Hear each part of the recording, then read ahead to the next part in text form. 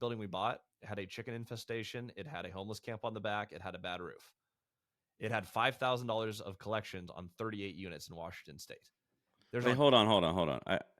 You said there was chickens. Did you say in a chicken coop or inside the actual two apartments? two units actually had chickens just living in the unit with them, and then they'd release them into the courtyard, and then they'd make more chickens.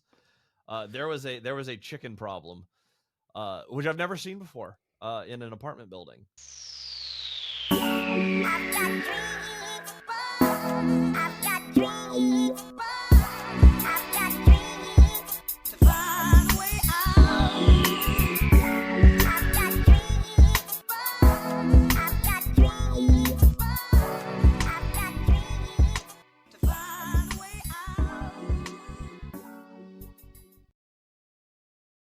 In today's episode, we've got an exciting guest. If you're an avid listener of Bigger Pockets, his name will certainly ring a bell. Christian Osgood, a powerhouse in the realm of innovative real estate strategies. With a portfolio boasting of over 200 units, Christian's journey is nothing short of inspiring.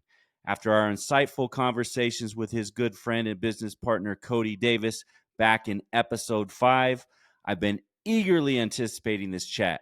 So without further ado, let's welcome Christian Osgood to the show. Welcome, Christian. Dude, good to be here. I also need to take that intro, get the transcription of that, and that is my new bio, dude. Thank you for a warm intro. I appreciate that. No problem, man. So for those of us out there that don't know who you are, maybe you can give us a quick rundown of what you're doing, how you got into real estate investing full time. Give us your backstory. So I actually started the more conventional route. I was under the impression that you needed money to buy real estate, as I think most people are. I started, my first book was actually Dave Ramsey's, and then I had to work backwards to Kiyosaki, which is the opposite of most entrepreneurs. So I went to college, did the 9 to 5. I actually had a failed business launch I've talked about a few times on my channel, but I started at $0. College degree that was a business operations, so like the most general possible degree ever, and had to figure out what I wanted to do. I knew I wanted to buy real estate, didn't know how to do it. So an 8-year sales career later, bought my personal residence and 2 duplexes. Cash flow from those 2 duplexes paid for my mortgage, so my real estate paid for my real estate. And that is what 8 years of saving in a high earning sales career got me. Fast forward to 2020, I left my high paying job, had no more income, and ran into Cody Davis, who you had on this channel. He was at the time 20 years old with 24 units. He was just about to close on his 30th. And I was looking at what I built. So I'm like, he has no income and has a much larger portfolio. There must be another way to play this. We ended up partnering on a 38 unit together, seller financed. We raised the 300 down. That deal by itself made us, in the course of 2 years, $1 million each. So a $2 million upside on that deal with appraised value, which was fantastic. And since then, we've done, I think, 17 or 18 other transactions, most of them seller financed. I've done a few bank acquisitions, but mostly seller financed, land contracts, and a little bit of conventional finance. Altogether, 200 plus unit portfolio. I've done hotel conversions. I've done hospitality. I own a resort down in Union, Washington, 25 unit mobile home park, and everything else has been value add multifamily. So now you said you got out of the 9 to 5 grind and you live off of your cash flow. Yes, I have adequate rentals for the cash flow. And that took 4 years to build, and we had good timing. And this was like a full-time plus job. Those years of 100-hour weeks. I have I run Kensho Property Management, which is my property management company. We manage about 300 units. I run Multifamily Strategy, which is our mentorship group, which is just about teaching people creative finance, and just basically it's 2 rules. How do we buy it? How do we never lose it? That's how we do the underwriting. Answer is, how do you buy deals in long-term cash flowing fixed rate debt? Like, that is the core of multifamily strategy. There's a million ways to do it. So we meet every week talking about exactly that. But Those are all of my focuses, all of my income streams. The rentals themselves were enough to retire my wife. And our goals were two things: get her out of teaching kindergarten in Washington State. I think if anyone knows our politics here, that makes sense. And we've wanted to move to Texas for a long time, build the house in Texas, which should be completed in about 3 months. So you're building your dream home then. Yes. And that is supported by Nice. my rental properties. Nice. That's beautiful. So before running into young Cody Davis, Yes. had you heard about seller financing, or is he the one that really kind of uh, taught you the ropes on it then? Or how did, like, tell me about that. No, he was doing it. So what he had done made it possible for me. Where I'm like, okay, someone with less experience, less sales, less money can do this. The fact that he was doing it successfully made me realize it was possible. Seller financing is Yeah. a pretty basic concept, though. It's, anything you own, you can finance, and that's been since that's been for all time. That's how business transacts. So people do that all the time. You can finance anything. It's just saying, hey, if I don't have the money right now, let's come up with a payment plan. That's pretty basic. I actually learned seller financing from the same mentor that Cody was working with at the time. I joined their brokerage. I was actually working, building a call center, collecting data for small multifamily rentals around the country. Funny enough, Colorado was one of the first markets that we opened for that. But when I was working on that project, this guy could buy anything, but he was a horrible business operator. And so he started with condos, stacked up a whole bunch of them zero down. 2008 hit, lost them all. Then he overpaid for a bunch of office on creative terms where it's like, okay, well, they worked because of the terms. Yeah. And he did that right before COVID-19. Oof. And then office got killed. So he was Yeah. a master of buying anything. And Cody and I both learned from him on how to buy anything. That is how we got our underwriting criteria of, like, we looked at that guy and I was like, wow, if you could buy anything, but then not lose it, you would be rich. If he could just do the part where Yes. he keeps it. Yes. Yes. And so, yeah, funny enough, we built our whole company on how do you buy it, how you never lose it, which is basically saying, how do you buy and then actually hold? I mean, that's all it is. He just didn't know how to Yeah. hold. But Yeah. all the creative things and how to think about that and structure that, I did learn from that first mentor. I think I learned Yeah. more from him on how not to do business, but the creative finance thing was definitely inspired by that individual who I won't name because that sounds a little mean if I'm saying he's horrible at business. Yeah. Well, that's cool. So, and you said a few things that really hit home with me. Um, the terms that you get will determine if it's a good deal or not. But more importantly, is the management side of it, right? How are you going to keep those rents coming in?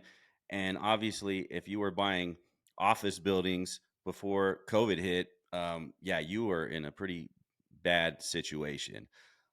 I kind of like experienced that too by accident.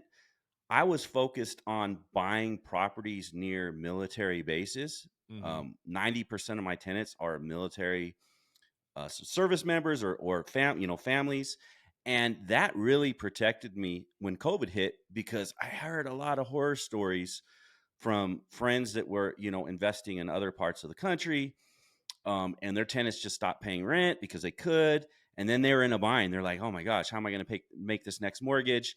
And all of a sudden, like, real estate was the worst decision they ever made. But I was sitting here going, I'm not having any problems. My tenants are paying the bills. So that's where I've focused on. Like, that's how I fell into my niche. I was like, oh wow, this is great. Like, a pandemic happens, natural disaster happens, and guess who's not getting laid off? The military. So this is like, I hit a sweet spot, and I capitalized on it. And 2021 is when I eventually had enough cash flow come in. Of course, the interest rates and being able to refinance an entire portfolio helped, doubling my cash flow like instantly. That's when I pulled the plug and was like, oh, no more 9 to 5 for me. I'm going all in on this. But that's really cool. One of the things though that I do want to pick your brain on, and yeah, you're right. Seller financing's been around forever. I mean, I have several properties that I purchased using seller financing. Um, but being able to find these properties, right, the ones that make sense, but also that skin in the game that 99% of the sellers that are willing to finance their property to you, they're going to want skin in the game. They're going to want at least 10% down. I mean, I hear about these like people that, and you guys have done it, 0 down seller financing. Incredible. I would love to find one of those, right? If the terms made sense. But those are really difficult to find. You still need to put that 10%, 15% down. Maybe less money than you would with a bank, but you still got to come up with that money. And you guys have been really successful with raising that down payment, right? Talk to me about that. How do you do that? Yeah, because you're right. It's not common to get 0 down. I've done it one time, got a 0 down seller finance deal, and it was on a tiny house that I was adding to my resort project. So it's like it wasn't a significant transaction. It was a little $60,000 cool little tiny house. 0 down is very rare. Almost every deal requires some capital raise. If you don't have the capital, it needs to come from somewhere. So I follow a principle: deal, then debt, then equity. We never violate that. The deal will determine what the money looks like. If you limit yourself to the money, you're going to limit the deals. It's harder to find deals, I think, than it is to find money by a lot. So that's the first thing for people who are getting into this is keep the order correct. Deal first, then find the debt, then find the equity. That is the preferred method to knock this out. Once you have that figured out, you can go about raising capital. So, good example. I find a deal, an opportunity that has high cash flow. Now, partners are a variable. I don't like variables. So if I can take it out 100% with debt, I get to own 100% of that property. And if I can find a deal that will service that debt, we're golden. On a seller finance deal, let's take your 10% down. And we do a lot that are 10% down. That there's no such thing as standard in seller finance because it is, you get what you negotiate. But I would say we get 10% down more than any other amount. Yeah. When we do 10% down, if I can raise it as debt in second position, that is going to be my preference. So if I have a deal, for example, that cash flows 20% cash on cash day one, I can borrow hard money at 14%, it'll work. Or I can borrow private capital, which is usually my preference, closer to 10%, which is just calling someone. And I actually have a method for this I'll share in just a second. But the first thing is figuring out what can you do. So figure out the deal, and the deal includes how much of it is seller financed. Then you go, okay, where's the rest of the money coming from? It's either debt. And if debt doesn't work, say it's a low cash flow deal with a ton of upside, we'll bring in an equity partner. They'll fund the deal with us, and I will have a fixed buyout in a fixed period of time. So their equity is almost treated more like debt with a delayed payment. That way I can keep cash flow stable, finish the project, and out of either a refi or earned income, however I want to do it, I buy them out at a fixed price for usually a little higher return than if it was debt in the future. Those are the two ways to knock it out. When you actually pitch this, it is the simplest thing in the world, and I think people overcomplicate it. People want to lead with numbers. People are really scared about money or over-focus on money. People want to be part of a project. So you pitch it like this. Here's the opportunity. Tell them about the deal, where it is, what you're excited about.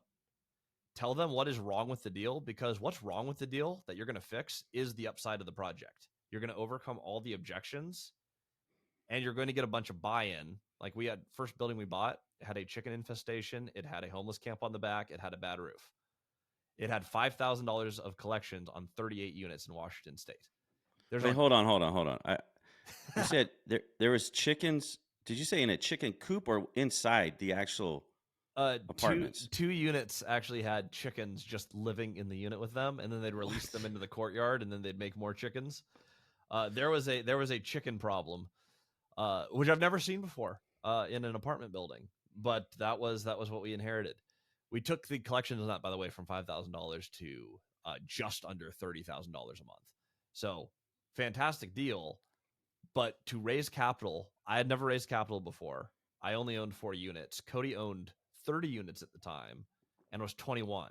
So to get $300,000 raised when you've never raised capital, saying, hey, this is a project that we've never done. This would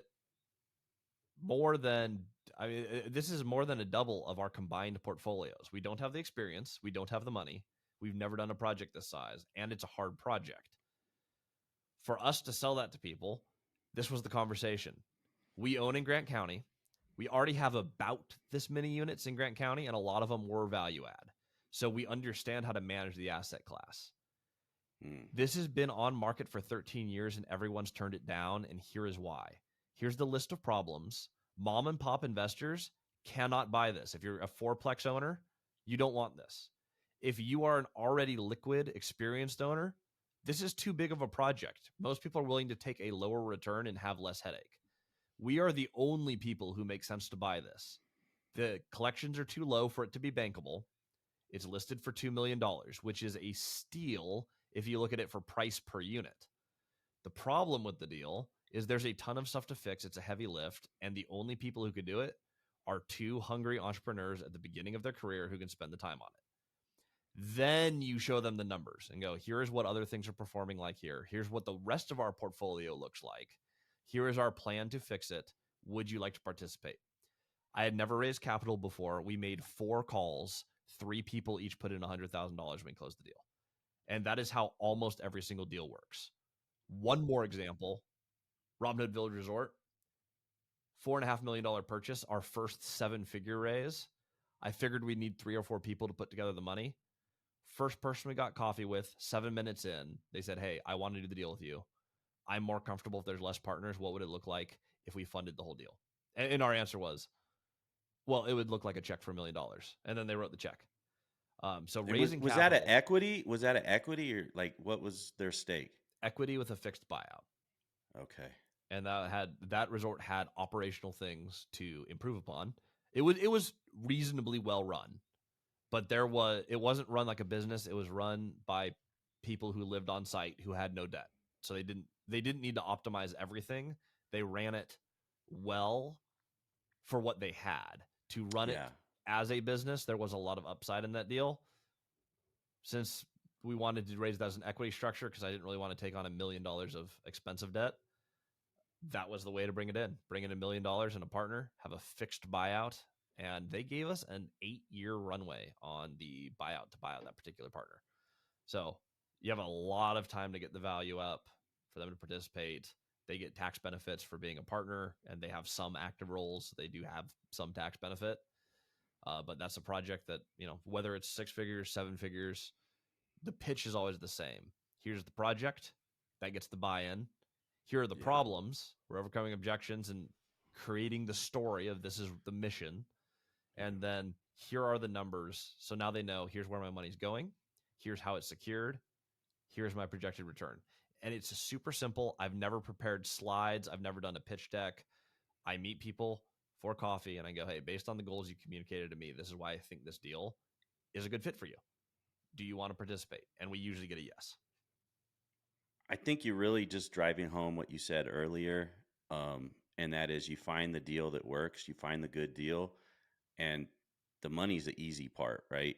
I had Henry Washington on my podcast, and he that was like his big thing that he kept saying is like, don't worry about the money, worry about the deal. You find the deal, everything else will come into place.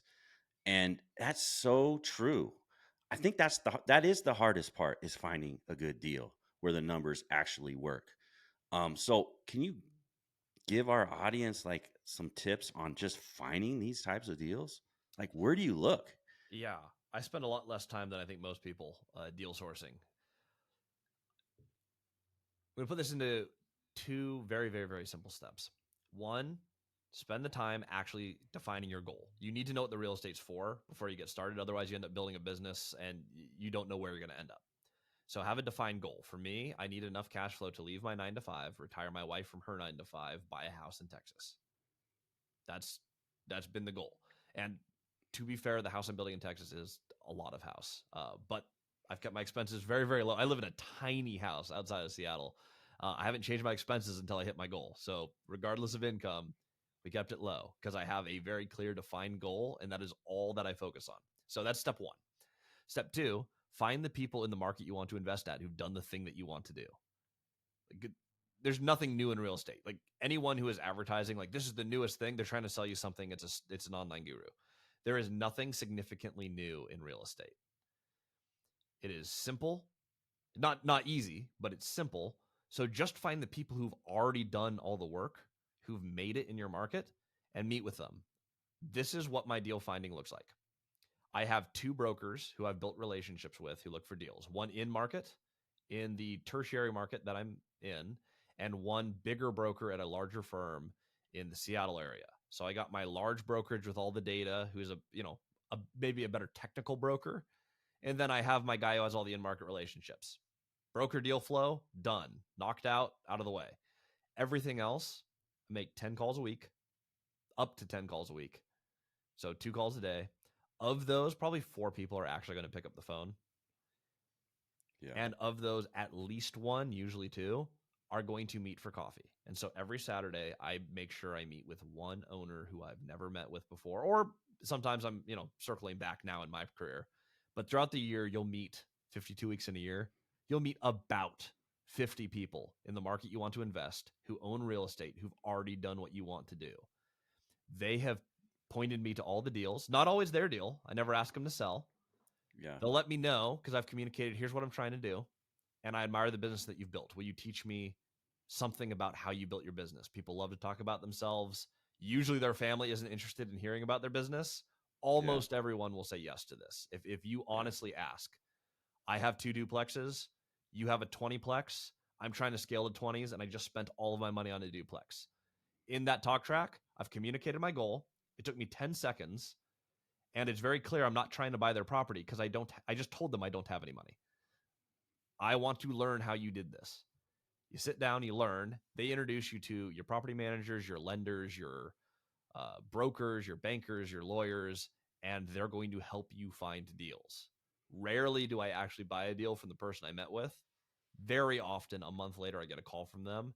Hey, there's a deal that came up. It's too small for me, or it's a little far out of my area. I think you could buy this, and I think you can probably structure it low money down. You should give this person a call. And that's how all of my deal flow comes in. It is either an owner I've met or it's one of 2 brokers who I work with. That is it. Networks make the world work. I mean, that's awesome. So you're And building so these relationships. It doesn't take a lot of time. Yeah. And you get to learn too at the same time. I mean, that's like one of the reasons why I started this podcast. Originally I was like, what am I going to do with all my time? I'm sitting here, I don't have a 9 to 5 anymore. And, my kid's at school and, what am I going to do? Yeah, I search for properties and stuff like that. But I said, you know what do I love talking about that my wife just gets sick of hearing about is real estate, because I'm literally, we could be talking about anything. And then it's like, I'm talking about real estate. She's like, oh, are you serious? You're talking about real estate again? Oh. So I'm like, you know what, let me start a podcast. And now I can talk to other people about real estate, learn from them, network with them. And it's already proven actually really fruitful. In fact, one of the first podcast episodes I did, I got a seller financing deal out of it. So No way. It worked out. So it's like, this has been an awesome platform. And then on top of that, I get the listeners sending me messages, and I'm connecting them with people. They're connecting me with people. And it's crazy because I never imagined that my listeners would actually be giving me deals. And they have. It's pretty incredible. Isn't that funny? I never actually thought about that. From my YouTube channel, Multifamily Strategy, I'm turning it into a podcast this week because I actually do interviews. I actually just had Henry Washington on, funny enough. But I literally do a podcast format once a week for a while. I'm like, why do we not just have this on podcast? I think I've done about $32 million of I think I have about a $32 million portfolio. I'll have to run the exact numbers on it again. Don't quote me, but it's around there. $5.6 million of that has been transactions that came in from either someone who watched the YouTube channel and asked me to partner, or the Robinhood Village Resort, which is $4.5 million of that. That was someone who actually watched Michael Zuber's YouTube channel. A friend of his reached out to me and said, hey, this is too active a project from someone who wants to retire. You should take on the project. So yeah, 2 seller finance opportunities, over $5 million of real estate came from just spending the time talking to others about real estate. About it. Yeah. And the rule is people who own real estate know people who own real estate. So just network with those people. You get to take what owners, like some people built this over 50 years. If you can take their knowledge of everything they did and you can condense it. I mean, that's how I built a multi-100 unit portfolio almost all of it was built in the last 3 years. I didn't do it because I'm super smart, because I'm not. I did it because it's simple enough And I just learned from people who spent 50 years, and I met with 100 of them and just compressed time by collecting their knowledge. It's a super, I think it's the easiest method to do anything is just learn from the people who did it, because Yeah, you get to yeah, skip a bunch of mistakes and a bunch and of time. surround yourself with those people. Like another thing, we bringing up Henry Washington. Another thing he said on my podcast, which I really liked, was he gave the example. Hey, if your life depended on you getting hit in the stomach, what's the first thing you're going to do? You're going to hit someone in the stomach, right? So they'll hit you in the stomach. And he's like, you get what you give. And, just putting yourself around people that you want to become is a way to do that, right? Like you might not be at their level, but if you surround yourself with them, you get yourself plugged in. Go to meetups. They're everywhere. Like Mm-hmm. learn from everybody that you can. Before you know it, you'll be doing what they're doing and more. Like it's just the way the universe works. I think the art is being able to communicate your story in 45 seconds or less. When you're meeting with people, you want it all to be about them, but you need to have some framework. Like the mission for me is, can I clearly communicate exactly who I am and what I'm trying to do in the first 45 seconds and spend the rest of the conversation just asking questions and learning? Because it's clear what you're trying to accomplish. People will remember what you're trying to accomplish, so they'll help move you forward. You've covered that. And now you don't have to think about yourself again for the rest of the meeting. It's Hmm. just, I'm just here to learn. I'm just here to get a takeaway.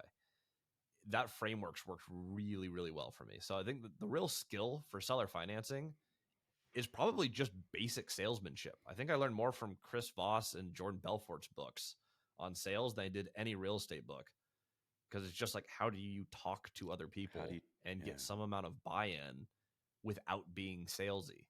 And if you have that skill or can develop that skill, all the creative finance stuff starts to come into play.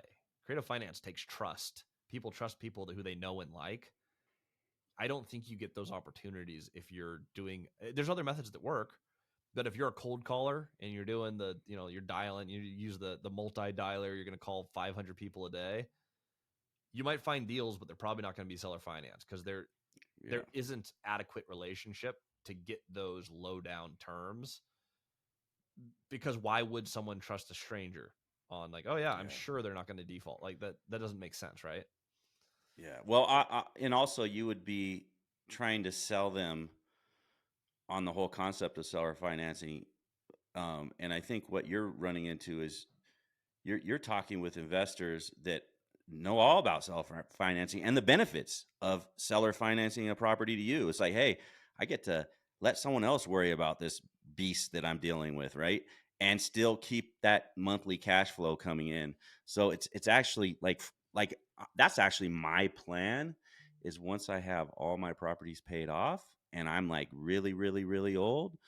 Of course, I want to leave everything to my kids, but I'm gonna start offering seller financing, and just so I could just be total hands off and get that monthly passive income in. It makes a lot of sense. It really That does. is my strategy. There's only two exits for me in building the portfolio: build it up and pay it off and seller finance it when I'm ready to retire, or if I have kids, pass it off to them. And I've noticed most investors, unfortunately, their kids don't want to do that for whatever reason. I They they know, they, they it's saw all the work. crazy. That is a lot of the seller financing that I do is from people who've played the game for a long time. They might have 4 or 5 kids. None of the kids are interested in the portfolio. And they're like, well, I don't want to hand my kids a whole bunch of cash. I do want to hand them an income stream. And I get that Yeah, conversation a lot where they're like, let's just convert these all into long-term notes. And this is my estate planning. That is a lot of the turnkey properties happen yeah, that way. Seller financing, yeah, you either have, more often than not, a property that's not bankable that has to be seller financed. That's going to be your heavy value add. And your turnkeys are usually, but not always, going to be with someone who's played the game longer. They're usually a little bit older. Though Cody's first deal was someone who was in their 30s. Seller finance, they'd paid it off. You can do it with anyone, but more often than not, it's someone in their 50s to 70s who has paid it off. They have a turnkey property and they're willing to seller finance it where it cash flows, because they're like, this is how I played the game. That happens to me all the time. I'm like, how did you yeah. get started? oh, someone seller financed me something. I mean, that's so many of these owners got started Yeah. with creative finance. Yeah. They get the game. You don't have to do any education. It's like, A- And the cool thing about the investors that are offering it, they oftentimes they don't want a balloon payment. In fact, like I have a couple seller financing or finance properties in my portfolio where they are like, no, there's a prepayment penalty if you pay it off before 10 years. yep, And I have like 5% interest rate. Can't beat that with a bank right now. And I'm good with that. I'm like, okay, I'm good with that. And there is a penalty. Like if something really bad happens, it's like not the end of the world. It's like a 5% penalty or something like that on the principal that's remaining. But um those are the ones you want, right? You don't want to, because you said you have a few right now that you don't like. 5 years, it's just a little too short to figure out what you're going to do, and you don't know what type of environment you're going to be falling into. Is it going to be like it is right now, where rates are super high, or is it going to be where rates are super low, where you'll want to get out of it? It'll be a perfect time for you to get out of it. So yeah, that is something that's cool about working with experienced investors that understand the power of seller financing and the benefit to both of you, right? So it's a win-win. absolutely. And I think to me, 5 years is midterm debt. 10 years is really where you're in a long-term debt product. Well, one thing Yeah. we know for sure is that in a 10-year period, we will have up and down cycles. Like we will go through multiple market cycles in a 10-year span, Yes. which means there will be an optimal time in there if you want to refinance or extend or there will be an optimal time in there where you'll have favorable market conditions. So 10 years is long enough. A lot of our deals are 10-year notes with an option to extend as long as the note's in good standing for a nominal fee. And it's a comfortable way. So a good deal of my debt is 10 years with an option to extend another 5. And majority of the time when I'm talking to people, their plan is to keep extending these 5 years again and again and again until they die. Like they do not want to restructure the note. All they want is an option to review. And a few of them have some clauses in there that say, hey, there is depending on where interest rates are, it will either remain the same or we'll do an analysis and it will be, whatever prime plus whatever. Like sometimes people adjust for interest 10 years in the future because they're like, well, what do we do if interest rates are 20% and I'm lending to you at 4 in Yeah. 15 years? I kind of want to be able to review that. But Yeah. you have little teeny clauses like that in there. The actual goal of the seller and your goal aligns really often on seller financing for like, hey, you play the game long enough, you don't need more money. They're like, we want Yeah. the income. I Yeah. don't need a capital event. And that's a Yeah. lot of people I buy from. Like the Yeah. last thing I need is a lump sum of money because then I have to go buy something else. I don't want to do that. Yeah. Well, man, you've dropped a lot of good nuggets of knowledge on this podcast so far, and I know you guys have you have the multifamily strategy. It's a mentorship program, correct? Yeah, multifamily strategy it's been such a fun project for me because we started this early on. Like we started this sharing our adventure right after we closed our 38 plex. I'm like, wow, we just closed something without money. We should do some more talking about this. Yeah. Uh, we have a course that's it's growing all the time, but we have a little over 200 videos, and the mentorship meets 3 times a week. So that is me teaching. I hate the online guru thing where they outsource their teaching. So that is the one thing I commit to. It is me every single class teaching, like answering the questions, going over deal deep dives, structured lessons. The whole program only has one goal. I just want people to be able to buy real estate regardless of their starting point. We have people in that group who have millions of dollars. We have people in that group who have like negative money. The goal is just teach you to close your own deals. Actually learn from the mentors who are teaching you. And I'm not going to buy your deals. This isn't a lead funnel for me. This is like, I just want people to be able to play the game. We made 6-figure mistakes in how we structured deals. Like, even on deals that made a lot of money, there were deal structure things where I'm like, had I known this one thing, I would have made another $300,000. And there were definitely times Hmm. in my investing career, $300,000 would have been very, very helpful.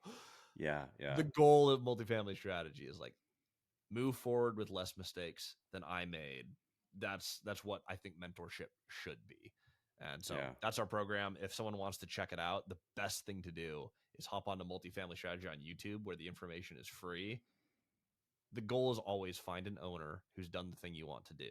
So if that's something that's of interest to people, watch the YouTube channel for free, learn what you have. And if you want to join that community because that's exactly what you want to do, then you're more than invited. Nice. And so they could just go, it's just at Multifamily Strategy. Yep, just at Multifamily Strategy on YouTube. The website's multifamilystrategy.com. They're always more than welcome to do that. I think we have over 1,000. I think we're at about 1,500 videos on that channel. So, I mean, you could not feasibly watch all the content. Nice. So dive Nice. in, learn some stuff about creative finance. My next video next week is going to be 10 different ways to close a deal without money. There's a lot more than that, but there are so many ways to play the game. We talk about all of them. Multifamily Strategy. Good stuff, man. I really appreciate you taking the time to jump on this podcast with me.